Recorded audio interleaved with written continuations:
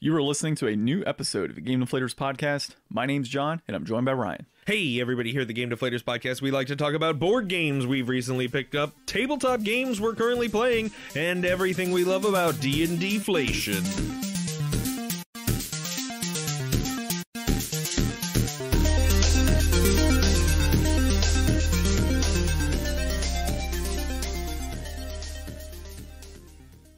So this is going to be our part 2 of D&D all day, every day. I can't believe I forgot that on our first cut, Ryan.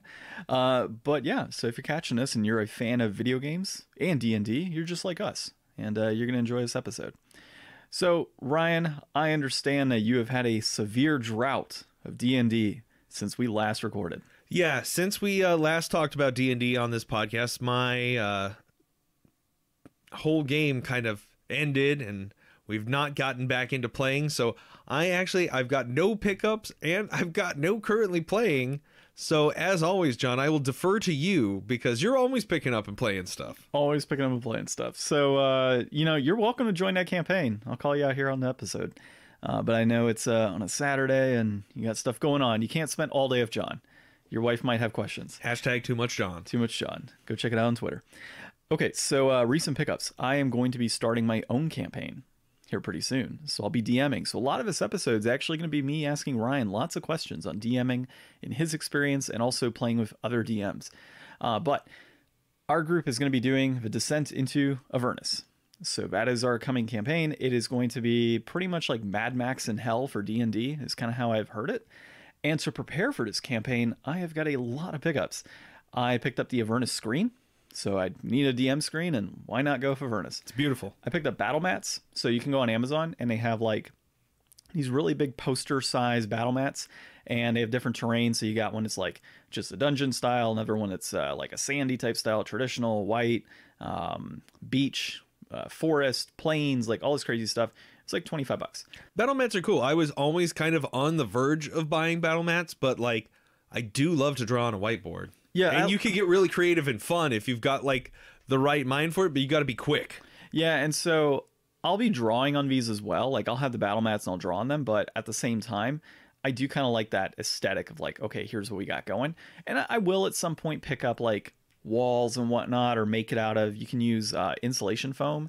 Oh gosh. Like there's tons of cool stuff you can do, but this is my big problem. Like once you go full, you gotta go. Yeah. Like you can't have like these awesome looking minis on top of garbage, and you can't have walls with like just little meeples substituted in for figures. Like once you start to build up, like I feel like it runs away from you, and all of a sudden it's like it's full bore or nothing.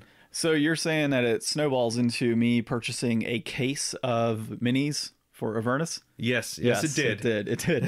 So it snowballed into that and picking up other minis as well. So I got like skeleton minis, hellhounds. I picked up a couple mages because there's mages. Did you get the full set? Yeah, I got the full set. So if you get a case, you're kind of guaranteed for the most part getting the full set for at least Avernus. Not all of them are like that. But I got, Zariel, who is the devil that is in charge of Avernus or leads that front. So I'm still kind of learning, the whole 9 hells and a blood war and everything else, but Zariel's kind of the big baddie in that campaign. And yeah, I got him for a mini. I've got a Legion Pit Fiend, just various enemies that are in the campaign. And yeah, it was pretty good. The stuff that it doesn't have are like, it doesn't have zombies, it doesn't have skeletons within the mini case, stuff like that. So at some point here, I'll probably end up picking up another one like the Monsters Menagerie, because that has like zombies and skeletons, I believe. So despite the fact I already got skeletons, there's other enemies and such that are in that particular box. I think, let's see, are there imps in there? There's tons of stuff. So that's kind of my goal. I'm going to wait till it hits a sale, usually Miniature Market. And, I got this one off of, I think it was Game Nerds is where I bought my case off of, because it was like $320 for a case, or $340, and they're normally about $400 to $500. So I picked up a case for about $340 with free shipping through Game Nerds, and then I'm going to be keeping an eye on Miniature Market for that Monsters Menagerie to see if it hits a sale. If it hits $320, I'll probably pull the trigger and buy it, and then get more minis, of course. Storage for minis, that's another part. You got to keep them all nice and neat. So I found as I look around John's room, he told me this morning about all the games that he sold that were laying on the floor in here. And it doesn't look much cleaner. I can just imagine this room littered with little figures in an army. Didn't I show you where I have them held? No, yeah, you showed me that, but Okay. I'm just saying, like, I can imagine you picking up minis, and then all of a sudden there's a little army just on the floor in here staring at me. Just gonna look, it's like an army of hellhounds and devils. It'd be great.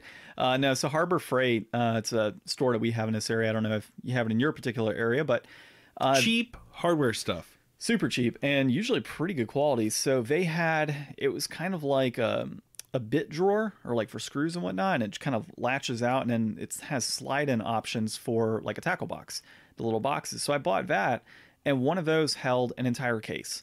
The only thing it did not hold were like the larger things, Yeah. which in that case I bought a travel style holder, in the idea of, well, if I need to go over to our friend's house and play, well, I can travel with the minis I have and not have to take the bigger item. See, being a mobile DM with all of this gear gets very elaborate. It does, and that's not even considering like luggage, like to carry this stuff. Like there's D&D bags you can buy that are usually about $60 to $85. I get that whole roll behind. Yeah, you got the travel whole cart roll thing. behind. We bought Joel. It was an $85 bag. So I know, all it's this chipped in. gorgeous.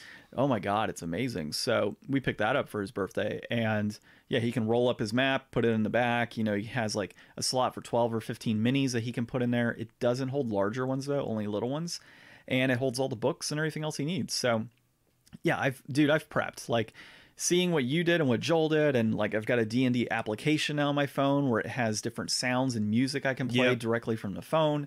It's all super cool. So that's all the big pickups on that end. And I do have some more oh yeah, actually I've got Tasha's Cauldron of Everything, the special edition coming through.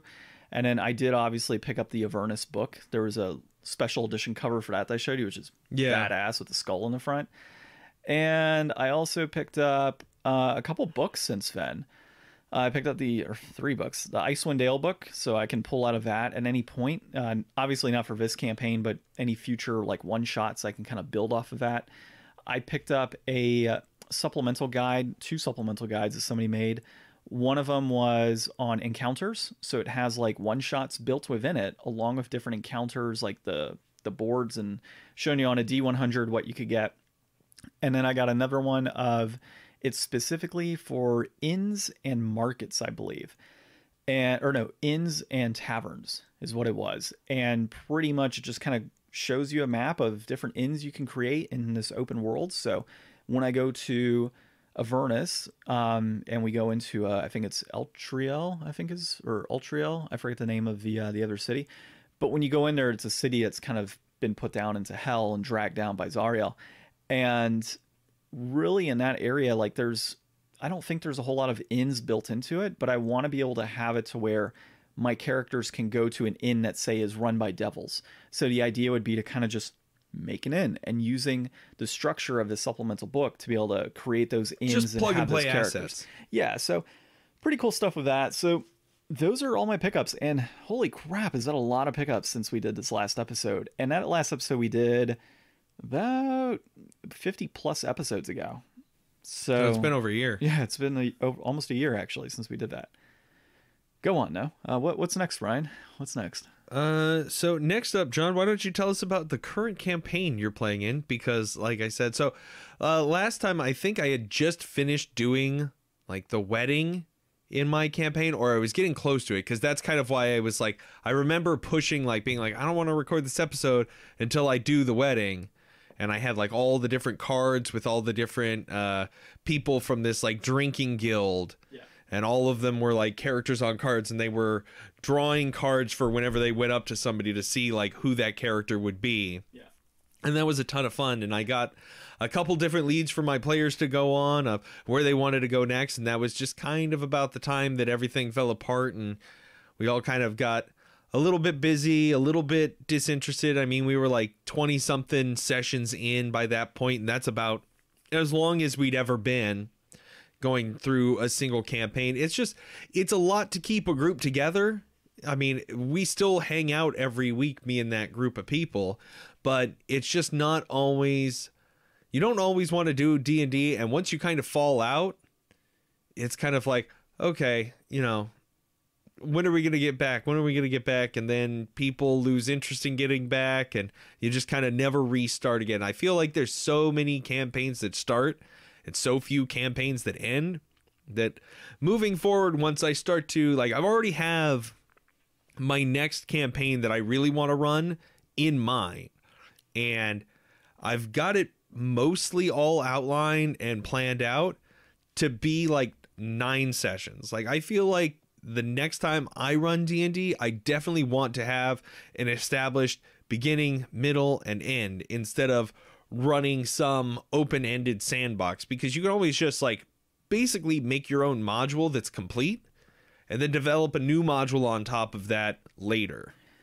Yeah, and so we'll get into a little deeper here, but the campaign I'm currently in on the side, so not my campaign I'll be running, we've been doing it for well over a year, I think, at this point. And it's been great. I mean, we're level 9, which is not a lot of levels when you think about it. And to kind of... It's crazy how that happens, huh? Yeah, and to kind of give you an idea, on this Avernus campaign, it's a level 1 to 13, but the entire campaign should only take, they say, between 28 and 52 sessions, like one sessions. Well, and here's the thing, like, as I was going through the book, and I'll talk about this a little later in my questions to you, I'm looking at it in the structure of it, it's like, there's one particular battle, okay, so I'll kind of go over the basic of the start, right?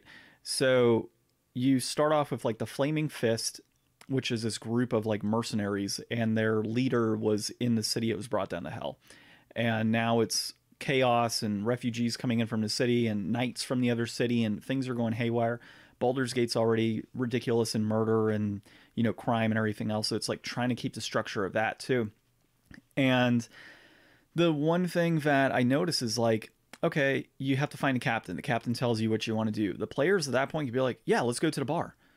Okay, cool. Like, you go to the bar. Hey, where's so-and-so? Oh, she's upstairs. Okay, cool. You go upstairs and you talk to her for a little bit and you might mingle in the bar. But then the first battle comes in with her like enemies that she wants you to defeat. And that's it. Like, that's that part. And you go to level 2. So I'm like, I could easily get characters to level 2 after just one session. Well, there's a big difference between level 2 and like level 12 to 13. There's a lot of experience in between there, if you're even going to do experience leveling. No, I'm going to do it based off the book structure. So the book actually has it structured nicely enough to where, you know, because I know when we were playing your campaign, it was about a level a chapter or so. Yeah, whereas this one is like 3 chapters or 4 chapters, and each chapter has like 4 levels. Okay. So it goes off of key battles. So once you finish a key battle, it's like you're level 2. Okay, let's go to the next area. All right, now you're level 3. Now the cool thing is that the book does outline, the book does outline on there, hey, you know, if you are going too quick in a campaign, you can do these other sub battles for these level of characters, refer to page X. Then you can go in and have that specific thing. So I've been digging into it, and there's some cool stuff in there. But for the current campaign, you know, to update everybody on where we were, I was playing Hemo, the drunken master, and he was obviously a drunken master monk. And so Hemo decided, you know, he was enveloped by power when he got a crystal that allowed him to summon an earth elemental in the earth plane. And so when we finally got back up to the top... Wait, from the earth plane or in the earth plane? We were in the earth plane is where I got it, and then we came up to the material plane. And so basically our DM has this one particular character that my character absolutely despises, and that character stole his flask of never-ending booze. You don't do that. You don't do that to a drunk. So basically he went on a rampage trying to find it, and pretty much took his earth elemental to try and kill that character to get his flask, and destroyed an entire inn and bar with the earth elemental, like crumbled it to the ground. So because he had saved this entire city that was kidnapped, because they were all taken down as slaves to the earth plane where we saved them, he ended up getting an okay sentence, owing like 30,000 gold, had to rebuild the town and take however long of months in prison. So that's kind of how that ended. And there was a trial and everything. So it was the trial of Hemo, and there was multiple halflings that were trying to defend him and everything else. Like, it was fun.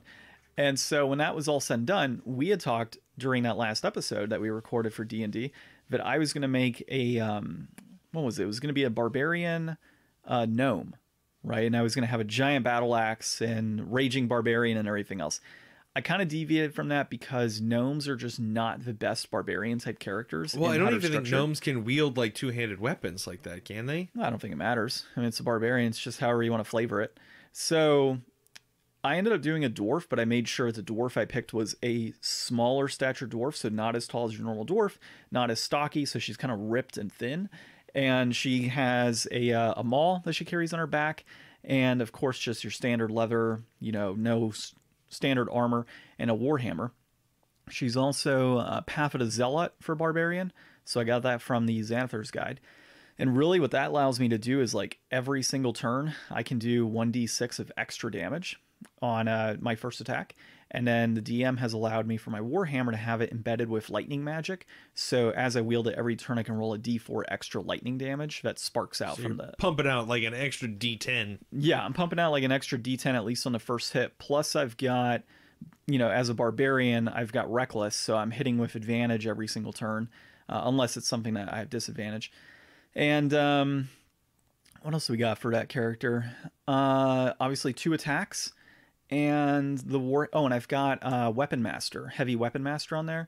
So I can deal, if I'm using my maul, I can do 2, I can add an extra d10 as long as I take 5 off the top on the roll. But with Reckless, I'm rolling with advantage every time. So why not? On low-end enemies that are like a 15 AC, I'm here swinging, at a 12 or something, or no, more like a 14. I'm hitting them regardless. And I'm dealing, dude, there were times like in battle, I was dealing somewhere on my turn around 65 damage. DPS. It's ridiculous. But obviously the downside is while raging. Oh, and the rage bonus too. Yeah. But while raging, you take half damage on certain types of attacks. So that's always good. And my AC is like a 17 with that barbarian. It's insane because I got magic items on it. So that character's named Sonya and is absolutely ridiculous and OP. And in that campaign, we have killed off one character 3 times in our Angela, actually. She has died 3 times in the campaign, and it's hilarious because Ginny keeps bringing her back every damn time, and she's like, no, I want to make a new character. Like she's been like planning out like to do it, but like from a story component, you have to try. You can't just be like, no, my character's dead and that's it. Well, I mean, there is the idea that it's like, if you're a paladin in that world, you die, you literally get to go be with your god. Yeah. So you're kind of keeping that person from a glorious afterlife to draw them back down into the dregs of having to do menial fetch quests and fight evil lords and stuff. And on our most recent thing, we literally had to do... and also make them have to hang out with you guys. So on our recent one, she actually turned into a zombie. Angela did. So she turned into a zombie, was killed, and then we had to do, was it true reincarnation or something like that? So she turned in from a halfling to now a wood elf. What? Yeah. So we had to, because that's how it works. That particular spell, it randomizes like what you turn into. So it you can randomizes your race you come back as. So you take the soul of that character and you put it into pretty much a new shell, and they're the same old person, just now in a new body. So that was pretty funny how that all worked out. And then Joel has the characters, or her particular character's parents are like these parents that are like super like, are you okay? Is this okay? Like, how are you doing? Like, every time he like send message, it always cuts off in the middle because they're asking so many questions. So now she has to go back to her parents, is like from a halfling to, I kind of died 3 times and now I'm an elf. So it's been pretty cool. And we're now in the fire plane in a battle that seems like it's going to, TPK us all. We're fighting like a horde of fire giants at level 9, and I don't know how this is going to work. Yeah, that seems rough. And one just came out with like 2 gargantuan shields on its side, so yeah, it's going to be interesting. And we've got dwarves fighting along us now, so it's actually my character's backstory, funny enough, that's tied in, because it just happened to work out that our DM was going to go into Gauntlgrim anyways in the fire plane, like that was his next steps. And I happened to make a dwarf like before he let us know that's what was happening. So he's like, well, I guess we'll do your backstory now. Perfect. So it worked out. But yeah, that's what we got going on my campaign. Okay, so let's go into our next part, man. A DMing guide for starters, really. So obviously I'm going to be looking to do a campaign here, so I'm going to kind of branch out to you on this and ask you questions. And we know you're no Matthew Mercer, but you have the experience. Well, and let me just say, as a starter, I got a good way for anybody to cheat. I think I mentioned this a bunch last time, but I'll go ahead and mention it again here. You know, DMing is tough and it takes years and years of experience to get good at it. I barely have a year or two of experience, so I'm not like the best by any stretch of the imagination, but I did find out you can cheat. You can get a lot of free experience by watching hundreds and hundreds of hours of YouTube videos and tutorials and advice. So I would definitely point you to go online, find some good YouTubers. I can recommend Matt Colville. I can recommend Don Forgecast. Those are two people that really I learned a whole lot from. So if you're going to be a new DM, like, go online, learn from other people's experience, take up their stuff. The Angry GM has a bunch of good articles on his website breaking down stuff and like looking at things in a different way. You can really cheat out some of that experience and give yourself a little bit more of a pep, and also lean into your strengths. You don't always have to try to be the best DM at everything. Everybody's going to be good at something. So if there's something that really draws you into DMing, lean on that. Yeah, like I know for sure I'm not going to be like amazing at voices when I do this, but my strength is probably going to be more on the structure and how this works and the timing of things. So for me as a planning perspective, I want to be able to create a world that my players are going to enjoy, but at the same time, I need to keep it structured enough so that the story flows. So we don't deviate to, 10 million different things in the campaign. Well, and you're using a book. Yeah, I am. But I mean, you could still deviate. Like the characters can say, like, there's actually part of this book says after you defeat this pirate, you can go take on the 11 other pirates guarding the ship, and now you own the ship and you can have it crewed. Mm-hmm. Like if I had characters decide, we're going to go ahead and take a pirate ship and have a whole adventure on a ship, that just throws everything out. Now, obviously, I can do things like, the ship has a hole in its mast and it's going to cost X amount of thousands of gold to repair it and whatever, may happen. Or you get there and, one of the last pirates, detonates some sort of like black powder bomb on the ship and it blows up the hull. Like there's different things that you can do to prevent that from happening, which your character, your players are not necessarily going to like, but if you got to keep them structured, you got to keep them structured. So I guess my first question for you is like, how the hell do you typically plan? Like, especially from a book, like it lays it out for you. So are you using sticky notes? Are you using a notepad? Like, what are you doing to plan? For me, I like to have everything structured. I actually use the same program that we use for outlining our podcast. I use OneNote and I go in and I have like a certain structure. Let me just pull that up real quick. So I have a structure that I lay out where I try to do, and I was mostly doing, for your guys' campaign, I was running from a book, which I wasn't as big a fan of. I like the idea of using a book as a way to get other people's ideas for free and plug them into my own thing more than I think I would ever want to just try running from a book straight up again.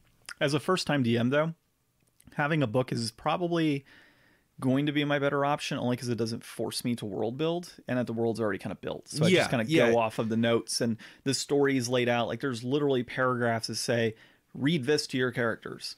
But you also, it's going to make you feel more bound. Like just because you have a book, like there was a lot of stuff that I did in your guys' campaign that wasn't necessarily by the book.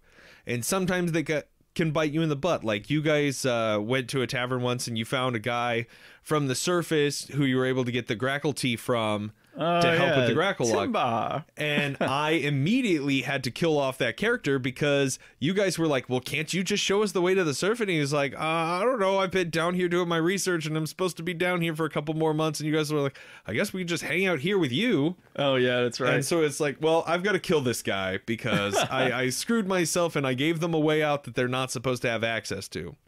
Yeah, that was actually, now that you mentioned, it was pretty funny. And then you had them killed by were-rats that were part of the crew. Group. Yeah. And then, but I also let you go riding a dragon through the town with a power that you got from Zuggtmoy that doesn't even exist in the book. Like, none of that stuff about Zuggtmoy giving somebody a power and all that stuff, like, that was just all made up. But you know it was worth it and it was fun. Yeah, but that's the thing. It's like, just because you're going out of the book doesn't mean that you can only do what's in the book. And like, if your crew does or your players do decide to take over a pirate ship, like, eliminating the pirate ship and taking that away from them might not be the right thing to do. Like, let them take the pirate ship and you can use your structure in a way to benefit you. So like, maybe when you are outlining, like, there are islands that are on the outskirts of that city, so that could be a separate adventure that they have to go to that particular island per se. Even this way, so this is a good way to kind of outline and keep track of your things. So instead of saying, you know, we have a road where we're going, you know, we're going to start at A, we're going to follow this road, we're going to get to B, we're going to follow the road, and we're going to get to C. You can just have A, B, and C because you know where the players are, you know where they're going to go, and you know what's going to happen in the middle. Let the players take whichever road they want to go on because they don't know that it's going to ultimately lead to the same place. So like, one of the best examples I have of this that I did in like my first campaign, I had my players came to a city. I knew that there was a bad guy in the city. So I was like, okay, how can they find out how to get to this bad guy? So I have the starting point and the ending point, and I came up with like 4 or 5 different options that were reasonable. Like, okay, if they go to the brothel, they can talk to this person and they'll give them this advice. If they go to the docks, they'll talk to this person and they'll give them this advice. But all of those advices kind of lead in the same direction. So you give the players the freedom and, you know, the reward to feel like they made the decision to get to where they're going, even though all roads eventually lead to Rome. Gotcha. So one of the things I want to do is create within Baldur's Gate. Obviously, you've got the first section in which they can go to, but I want to create like some shops, and I want to make sure I get a couple inns and different things set in play. So that way there is that opportunity for them to do that. And, you know, I may have it to where that character in particular that they're looking for in the tavern isn't there at that point in time. Like, oh yeah, she just left a little bit ago. She went to X location. She goes to a shop. So that way it puts the characters on a path where not only am I able to expand upon the amount of time of the campaign and what it takes in that session, I'm not forced to go through that structure of like, okay, A to B to C, and that's the end of the chapter. You're all level, you know, 1 or level 2, whatever it may be. It forces them to have to go to a tavern or have to go to an inn or a shop or something along those lines and explore the streets and see the beggars and like really kind of create this world for them. So yeah, that sounds pretty straightforward. Yeah, I usually find that it's better to like outline. So like, I have an outline where I have, okay, here's the recap, because a recap is very important. And Angry DM actually has a really good article that I use as a reference point to break down the recap. Then I have encounters. I've got like a list of like all the possible encounters that they could run into. Not in extreme detail. You're going out of a book. All those details are written down there. So just give yourself some bullet points so that you've got a short list to look at, and maybe just write like the page number next to the bullet point so you know where to go in the book and reference it. And then I've got a list of important NPCs that might come up in this episode, you know, or this session. So for the most part, like, if they're not going to run into it this one, but they might run into it next session, like, you could just copy and paste all of these, you know, bullet points so that you're not having to type everything out every time or write everything down every time. And then a set of locations. So it's like, as long as you have like the encounters that they might run into, the people they might run into, and the places they might go, everything else is really up to them to decide how they're going to get there and which way they're going to go. And all you need to know is the key points. Yeah, and you present those key points as opportunities for them to go to. So it lets them think that there is some sort of structure, or not structure, but there is some sort of like openness to what they're doing, and they have the ability to explore, but at the same time you are limiting their options to where it stays within the structure of the story. Exactly. And I mean, you know, there's no accounting for all players. Like the players that like you put a quest giver in front of and then they turn around and they're like, hey, we should go open a tannery. And it's like, well, you could do that, but all the plot's over this direction. Yeah. So a meteor strikes the town. Yeah. Like, unwilling players are not the same as players that want to, like, you know, explore. Like, they're two totally different things. Like, good players want to work with you because you're all trying to work together to tell this story, and everybody's got to kind of, like, play their role. Gotcha. Oh, man, I can't wait to get into... there's certain parts in that story where, like, when you go into Baldur's Gate... well, when you're in the city, there's a game called Baldur's Bones where it's just dice. And one of the characters you're going to be coming across cheats at the game.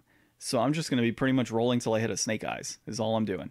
So I'll just keep rolling. Yep, you lose. Yep, you lose. Like every time you just lose. Oh, you won a game. Like just kind of throw it in there. But I'm going to do it to where like her dice are loaded, this particular character, and just kind of toss her right now that they're winning money. You should get actual loaded dice. Oh, that'd be hilarious. And then you can just like roll openly. Yeah, that'd be pretty funny. Yeah.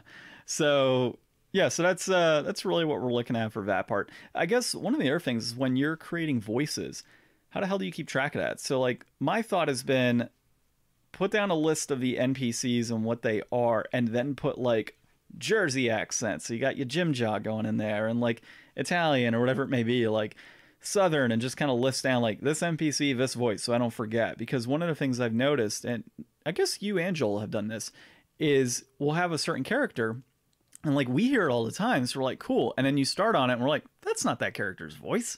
That's not right. And you gotta have to refer back to like, wait, hold on, how did this person sound?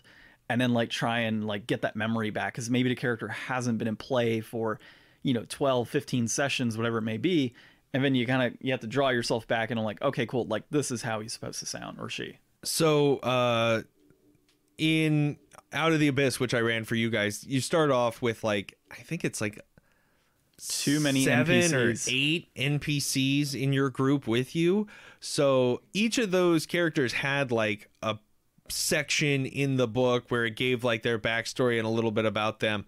And so like I came up with their voices and actually used my phone to record voice memos of me reading their description out loud, so that I could listen to it if I ever needed to have those voices, because I knew that these were going to be like reoccurring characters that I would have to be like pretty up on their voices. Whereas like you said, somebody else's voice, it might not quite sound right, but for the most part, like in a home campaign, you can get away with it. Like obviously, like, you know, Matt Mercer is a professionally trained voice actor. He also has everything that he's done on camera recorded already, so he can always refer back to actual footage for that. And, you know, he's probably just way better at memorizing that type of stuff. And, you know, that's his job. He interacts with that type of thing. You can't be expected to be up to that standard. So don't hold yourself to that high of a standard. Just do the best you can. But yeah, like a voice memo on a phone is like the perfect way, because you can just like do a few lines like, hey, I'm Jim Jaw, I'm from such and such a place, I do this and that and that, you know, like you give yourself like, you know, a paragraph of a description in the voice of the character reading it so that you can refer to it. And that's like the best thing that I ever did. Or like if you know the character well enough, like especially in like a homebrew campaign where it's like you're making the NPCs, like I feel like it's even easier to do it there, because it's like you built that character, you know who that character is, and like at their core what they're all about. So it's a lot more built into you because you were the designer. Yeah, and I'm also going to try and pull like some voices from other campaigns and whatnot. So like I'll pull Jim Jar, actually might be a character I resurface in this campaign at some point. Just like, don't have a whole city of them. No, oh my god, that was hilarious. So yeah, I don't know if we brought that up on the last episode, but you know, Ryan had like this Snurf Neblin Jim Jar, and it's just like this jazzy accent and everything going on, like this really nasally sound. And we ended up in a city of Snurf Neblins, and then it's like, well, all Ryan, of them. It was Jersey. They went to underground Jersey, so I had to do a whole city of, oh my god, look at you. That was seriously hilarious. And just like trying to like everybody basically sounded the same. Like I did my best to try to make NPCs, just random NPCs, sound slightly different. And God, it was a mess. Ryan's face when like we looked at him and just said, "So Ryan, Jim Jar's accent, that's native to his place, right?" Yeah, it is. And later on the campaign, oh crap. That was good stuff, dude. See, that's another good point. If you are going to do out of a book, the way that they say to prep a campaign from a book is to read through the whole book and then be a chapter ahead as you're actually doing the playing. I never finished reading all the way through Out of the Abyss, and I'm pretty sure I did not get to Blingdenstone by the time that I decided on those accents. So had I known that we would have been going there, I may have made different decisions. So I've looked at least for mine, because it is a shorter book, and it's broken out from like Baldur's Gate to, you go off to Eltriel, I think is how you pronounce it, and then you go to Avernus, and then it's like, that's kind of where it goes, right? So I don't know necessarily that I'm going to read like a chapter ahead. I might read like a session ahead is what I'm thinking. And the reason I say that is, for one thing, I fall asleep consistently while reading. So for me planning, it's been super difficult. Like, I'll pick up the book and I'll go through and I'll read a number of pages, and I'm out. Like, Maybe you got to read in the afternoon then. I don't have any time in the afternoon because I'm working and then I got other stuff. So by the time I can actually sit down and read, it's like 9-10 o'clock at night, and it's just like falling asleep. So I can go through a few pages and be good. I think I've got it structured enough to where, as long as I put enough filler in, I can probably get myself ahead to where, kind of what we mentioned with the side pieces, right? Like the side parts of a campaign and going there. Like, instead of having the characters go from point A to point B and then we talk and then we do point C, it's let's go to point B. And then, oh yeah, this character's not here right now. Okay, you have time to explore now. That takes a good hour to hour and 10 minutes to do something else and world build with the characters, which allows me to branch on the actual story and do what I need to do. That's also how you get into a situation like we had in our campaign, where we spent like sessions and sessions with nothing actually getting done. Well, I mean, I'm going to do other stuff in there, so it might. But every time that you deviate from the book to fill, that's all you're doing. You're not moving the story forward. So it's like you're going to have to wind up improving a lot of stuff that, had you just read an extra 10 pages on, you could be 10 pages further into the book already. Yeah, good point. So yeah, I'll look into that too, then. So I would definitely advise you, like, you want to be far enough ahead that if, your players make a decision that you didn't account for, that maybe the book doesn't account for, and find a shortcut, you don't want to have to scramble as much, because until you're like really experienced, like, I don't feel like I ever did like a super amazing job of being able to just like crunch fill for time that's going to be as enjoyable as something that you've actually spent time thinking about and prepping. Yeah, so right now I'm only on that first part of a chapter, so I think the chapter in general is about 40 pages, and I'm probably 10 into it. So it'll probably be a better idea to at least finish this week, read the full chapter, understand where the story is, go back, take notes, and add supplemental areas as needed, just in case. Keep it flowing, but I do intend on... So when I say like the character's not at point B and we got to go to point C, it's probably going to be one of those things of like, you get there and the players get to that scene in like an hour of gameplay. A normal session, we're playing 3 hours. So if my characters are going to bang through it in like an hour and a half, I need that extra content. So that's where it's like, okay, let's go to point B, and then the character's not there, so let's go to this other inn where the character might be staying, or they're at this particular shop. Meet them there afterwards, like catch them there, do what you need to do, go back to point B, and then let that part of it fulfill. So it's kind of what I'm looking at, not necessarily like branching out, like we're going to do a whole separate session, but more of branching out to expand on the timing of the campaign and allow that world building, but still kind of go back to where we need to go. That's what I'm thinking. Okay, and then preparing for battles. So this one I've kind of looked into a bit. Essentially, pre-rolling initiatives is something I've heard is fantastic to do, so I'm going to probably do a lot of that. And then obviously having those battle sheets ready, like knowing which particular characters, or not characters, but enemies are in battle, where they're located on the map, kind of what they would be doing strategically, like understanding those things so that when you're actually playing, you have in your mind, okay, cool, like this type of enemy is going to be attacking X for whatever reason. And then having those initiatives pre-rolled is nice, because then you're not dealing with needing to roll 12 sets of dice in order. It's more of, hey, I just rolled, all of this dice the night before, and my characters, I only have 3-4 people I have to roll initiatives now. That's kind of what I'm looking at. Yeah. So for combat, there's a lot of different stuff that's helpful. Obviously, you're going from a book, so all of your combats are laid out for you in the book and should be, put at, whatever challenge that they feel is appropriate in there. For anybody else out there running their own stuff, I've got a couple of good resources. There is a random encounter generator from tools.goblinist.com, and then Kobold Fight Club. Kobold Fight Club is one of my favorite resources. It's a page where you can go in and you can search by challenge rating, size, type, alignment, environment. You can just basically kind of plug in whatever kind of criteria you're looking for and find all of the different creatures from, it's got like all of the different supplements and stuff that are out for 5e, and you can say, okay, I have this many players at this level. What kind of challenge am I looking at here? Like, how difficult is this going to be for my party to fight against? And CR, as much as Wizards would want you to believe, is not an exact science. Using the CR tools to calculate CR is not really a good indication, because players are just so creative.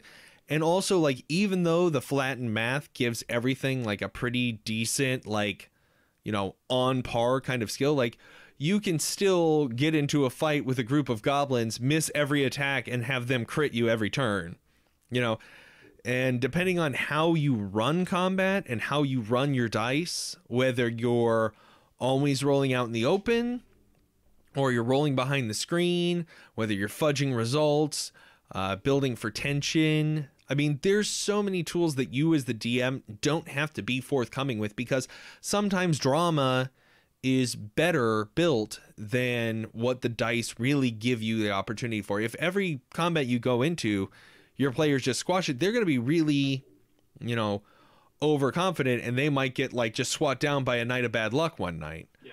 And, vice versa. Like, your players could be constantly just getting their asses handed to them.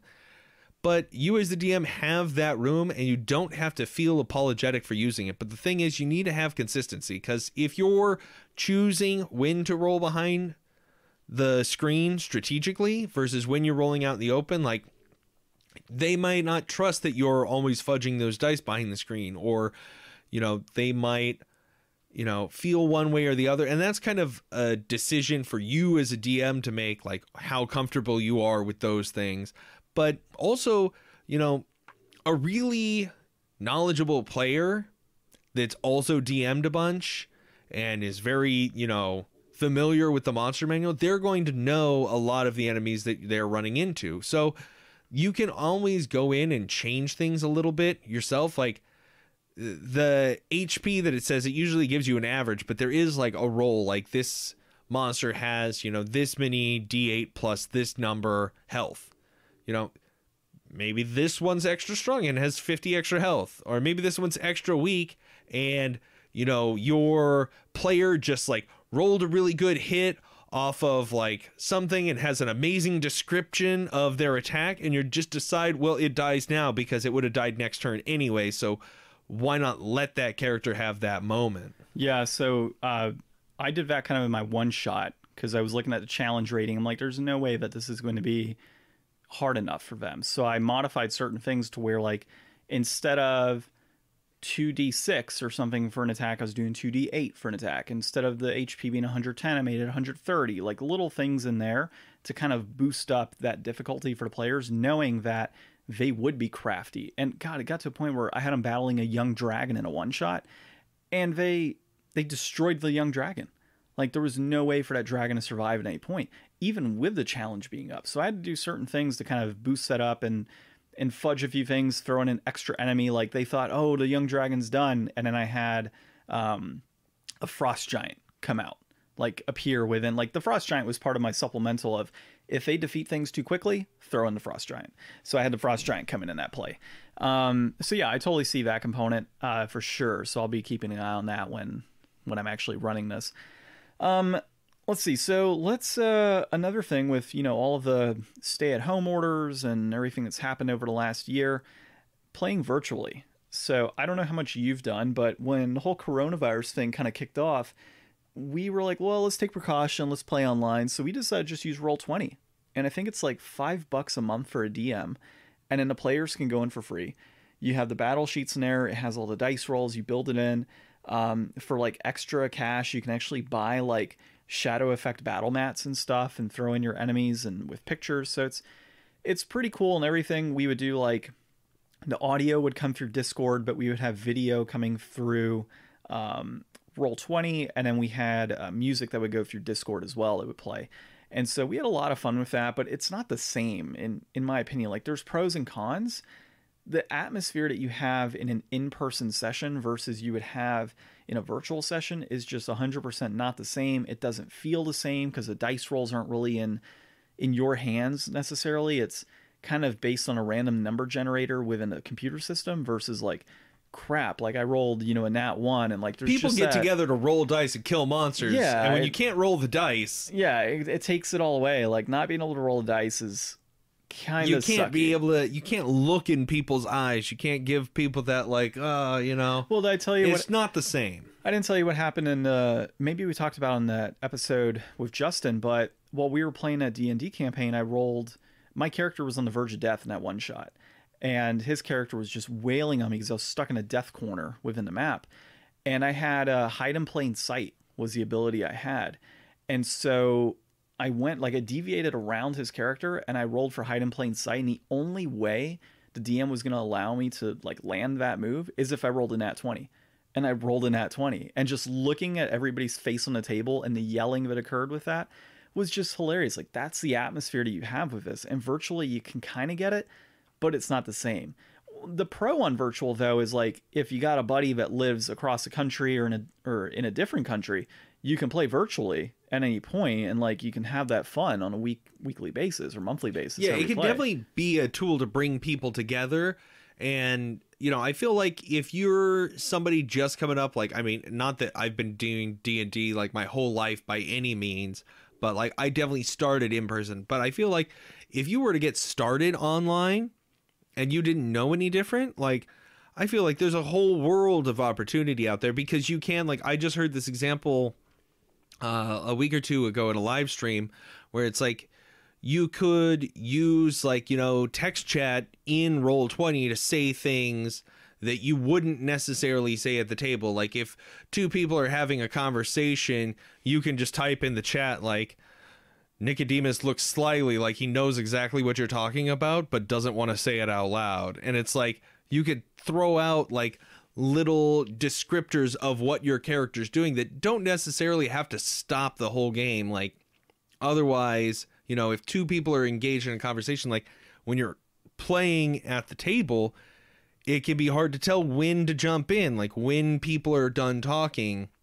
So if two people are talking and you want to like do something that participates in that conversation, but without having to stop everybody, look at me, okay, now go back to what you were doing. Like those cues aren't always picked up on. Like it's not always going to transition well, but when you have like a text area that you can just type anything you want and it's not going to pull away, like you can really have some extra advantages that you don't have at the table. And also having all of the moves pre-programmed in there. Oh, super helpful. Where you don't have to look up the rules every time and it'll do all the rolls for you and everything. Like you can actually probably speed up combat a lot more by playing on Roll20 than you can do by playing in real life. Oh, 100%.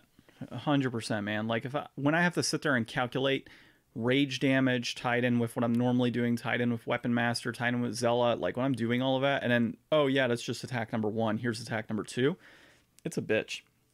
It's actually pretty rough. So yeah, those are definitely the pros and cons that are tied to that. Yes, that's really the questions I had for you, man, today on D&D, with everything going on and obviously starting a new campaign. I did notice, however, we had mentioned at the beginning board games we've recently picked up and games we're currently playing.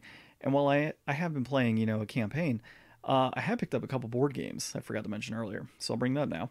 I picked up a kind of a visual, those dungeon crawler games or like the click-through games where it's like this and this happens, click A to go here, click B to go here, and you kind of choose your own adventure. Yeah, choose your own adventure type deal. So I got one of those from my wife since we last did this episode. I picked up another game called Block Us, which we'll play during our Friendsgiving, which is amazing. It's like Tetris, but on a board and with 4 people. It's actually pretty fun. So we'll play some of that. And which I highly recommend, by the way. Like if you're into like those family type games, it's a lot of fun. And then I picked up Justin's Magic collection. So he came here with 2 suitcases filled with Magic cards and like 3 postal boxes filled with Magic cards. It was an insane amount of Magic cards. So I am... How many pounds of Magic cards? 110. I remember that specifically because he took a picture of his scale with all of them stacked up to the top, and it was 110. It was a lot of Magic. And so I decided to start going through my stuff to see like what I had prior, because I had as big of a collection as he did. And so while going through my stuff, I've been pulling out all the dollar type stuff that's in there, like setting it aside. God, I've probably gone through easily like 20,000 cards and pulled out maybe 1,000 that are So this is what's keeping you busy in the afternoon instead of reading your book and prepping. I've been flipping between the two. So I've been reading, and then when I start getting sleepy, I organize. And then I haven't been able to play as many video games because of all that, because there's so many cards I'm trying to get through. So, yeah, that was a big pickup. And, Magic is a Wizards type product. So you got books on Theros and Guilds of Ravnica and all of that within the D&D world. And there's Magic cards that actually come from the Magic sets. I actually saw a little bit of a side thing here, but for prepping... There's a fun way. I can't remember who the YouTuber was that showed me this, but sometimes they would organize, like make a one shot or something, and they would just like go and grab a handful of Magic cards and use those to build like, oh, so here's like a goblin, so I can have goblins, and like, oh, this is like kind of a cool looking town, so I could set it in a town like this.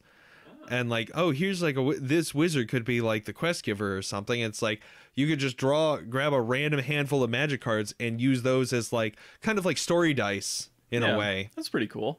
That's a good way to plan.